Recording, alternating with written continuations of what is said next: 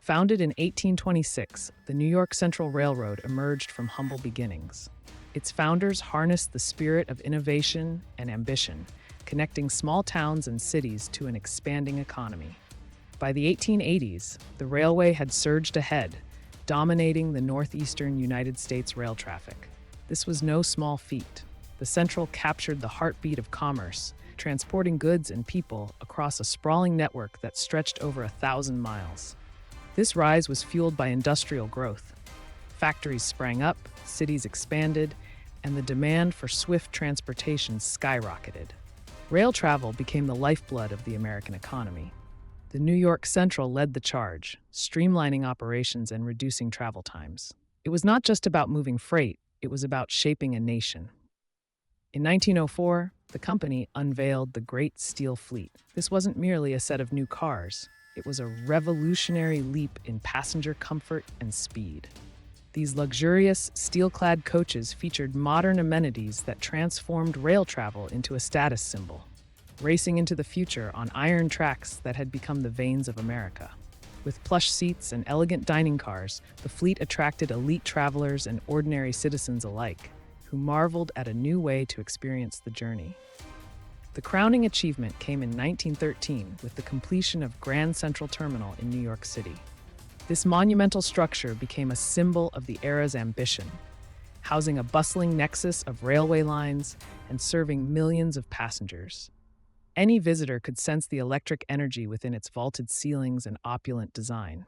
It was not just a terminal, it embodied progress itself, a testament to human ingenuity in motion. But as the Central thrived, a darker theme began to surface. A fierce competition gripped the rail industry. The desire for monopolistic dominance led corporate titans to make reckless choices. As passenger travel flourished, so did negligence in infrastructure maintenance. While profits soared, so did shortcuts.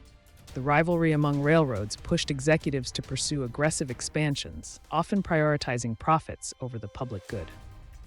Meanwhile, the automobile industry began to blossom. The 1920s ushered in a new era of personal transport, luring passengers away from the rails. By the time the 1930s rolled around, the New York Central faced an existential threat. Corporate greed had driven them to innovate, but it had also set a dangerous precedent. They expanded their lines beyond practical limits, neglecting essential maintenance that passengers relied on for safe travel. The moment to act was critical. As the New York Central Railroad sought to retain its grip on the market, mountains of debt began to loom.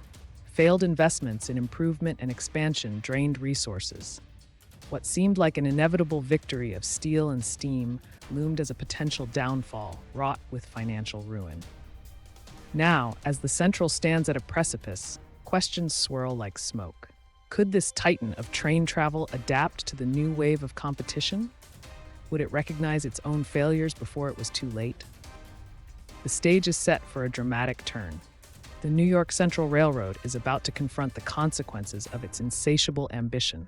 What choices will they make in the face of an impending collapse? And as the situation grows dire, could their downfall redefine the future of rail transport in America? By the turn of the 20th century, the New York Central Railroad stood tall, a magnificent titan of industry. But shadows loomed on the horizon. Competition surged, driven by rival behemoths like the Pennsylvania Railroad. Each day, they battled for supremacy, chipping away at the Central's monopoly. As the roar of steam engines filled the air, new technologies pried their way into the market, turning the tides of transportation. The 1920s brought a seismic shift. The automobile, once a luxury, became an everyday necessity. Families embraced freedom on four wheels. No longer tethered to train schedules, passengers sought the immediacy that cars provided. Freight services, once delivered by the mighty rails, found their own competition in trucks. Roads expanded, federal funding poured in, rails seemed less attractive. Aviation was the next contender in this escalating rivalry.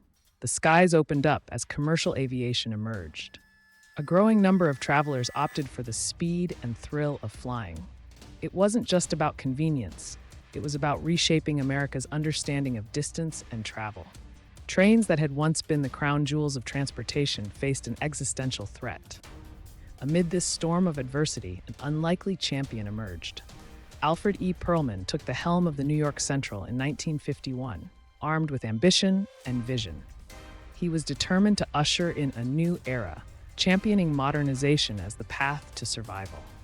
Perlman sought to transform the aging infrastructure and revitalize the service. But within the corporation, resistance brewed. Long-standing employees, some who had dedicated their lives to the railroads, were skeptical of change. The massive machine of the Central, built on tradition and legacy, was resistant to the shift Perlman proposed. Perlman initiated plans for electrification of major routes, a bold step aimed at efficiency and competitiveness. This technological leap promised cleaner, faster trains, yet it clashed with the culture deeply rooted in steam and coal. The push for modernity faced not just financial hurdles, but an ideological divide. Resistance from within threatened to stifle Perlman's vision. As the competition intensified, the stakes rose. Rival railroads invested heavily to adapt, repositioning themselves as the new leaders of an evolving market. The Pennsylvania Railroad diversified, expanding services beyond conventional freight and passenger services.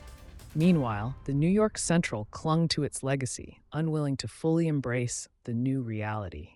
With every passing year, the grip of the Central weakened. Fleets of automobiles zoomed along highways, while planes soared through the skies, taking a growing share of both passengers and freight. By the mid-1930s, the railroad's once dominant role diminished, dragging it closer to the precipice of decline. Corporate clashes and external pressures converged, creating a perfect storm. The promise of innovation teetered on the brink, caught between a legacy that refused to die and a future that demanded transformation. Would the New York Central adapt in time to reclaim its status, or would it succumb to the relentless march of progress and competition? As the dust settled on the strategies and plans laid out, one burning question remained. Could Alfred E. Perlman galvanize his team to embrace the winds of change, or were they already racing toward an insurmountable downfall? World War I painted a picture of prosperity for the New York Central Railroad. Wartime demands for coal, steel, and supplies sent freight revenues soaring. For a moment, it seemed the empire had reclaimed its place at the forefront of America's economy. But as the dust settled and the cannons fell silent, the consequences of overexpansion and miscalculated ambitions emerged from the shadows. Post-war inflation hit hard.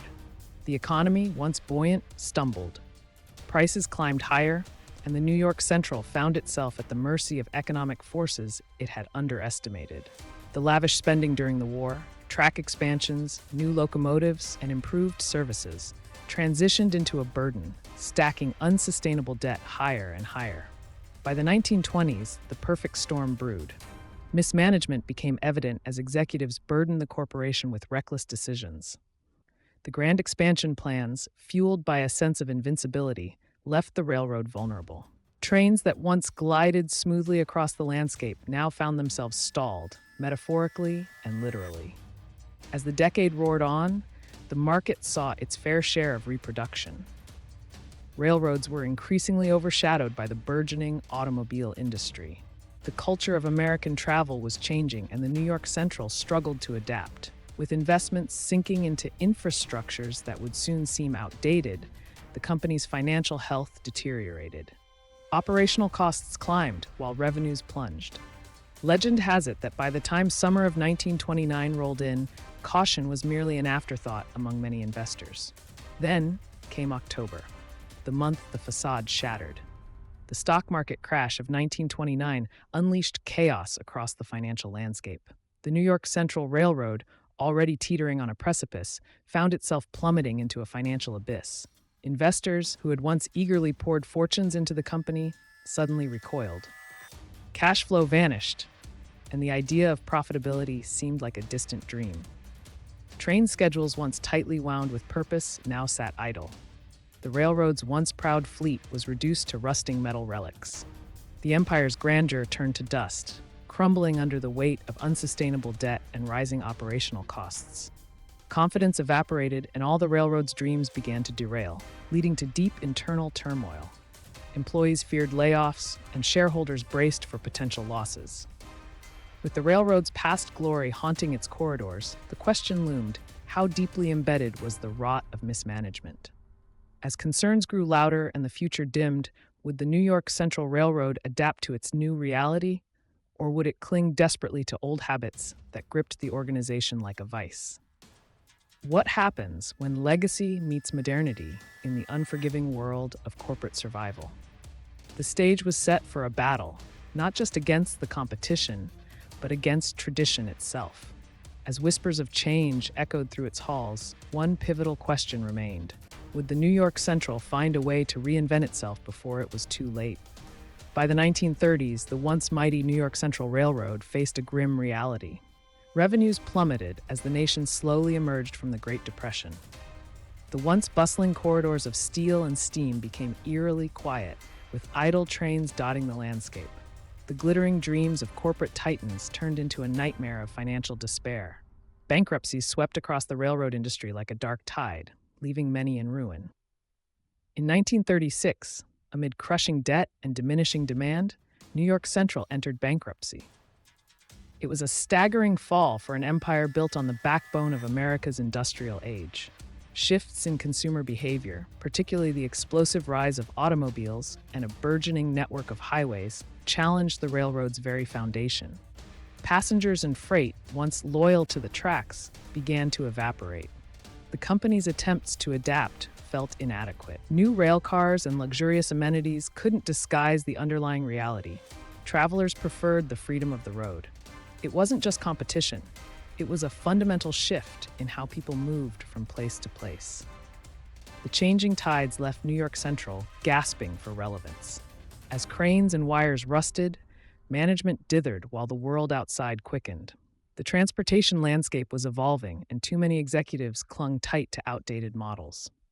Innovations sprouted in trucking and automobile industries, leaving the behemoth to wrestle with its own obsolescence. Increasingly, it became clear that they were outmatched. The late 1930s served as a turning point. The failure to modernize brought rising costs with stagnant income. More layoffs followed, and passenger service took on a somber tone. Trains once packed with excited travelers now traveled nearly empty. The grandeur associated with rail travel faded, replaced by grim headlines about financial losses and operational shutdowns. Meanwhile, the 1940s ushered in yet more challenges. World War II required railroads to ramp up again, but this time the recovery wouldn't last. Post-war prosperity did little to revive the New York Central's once lofty status. More individuals chose cars, while the highway system expanded at a dizzying pace. The railroad could not keep pace. Slowly, it became a relic of a bygone era. By the late 1950s, whispers of an impending amalgamation filled the air. In 1968, the inevitable became reality. The New York Central Railroad was absorbed into the Penn Central Transportation Company in what marked a significant industry shift. The once great empire, the pride of America, folded into a larger entity, a shadow of its former self. This merger signaled the decline of traditional railroads across the country, a loss felt by many communities that had relied on these iron arteries for decades. The decline of the New York Central Railroad stands as a powerful symbol. It embodies the broader fall of an entire industry unable to adapt. The lessons? Greed and ambition can build empires, but they can just as easily erode them. Were the decisions that led to this downfall mere miscalculations, or did they reveal deeper cracks in the corporate marbles? The answer may lie in how we interpret the enduring legacy of railroads in America today. Join us next time as we unearth the consequences of these choices and explore how they shaped the future of transportation.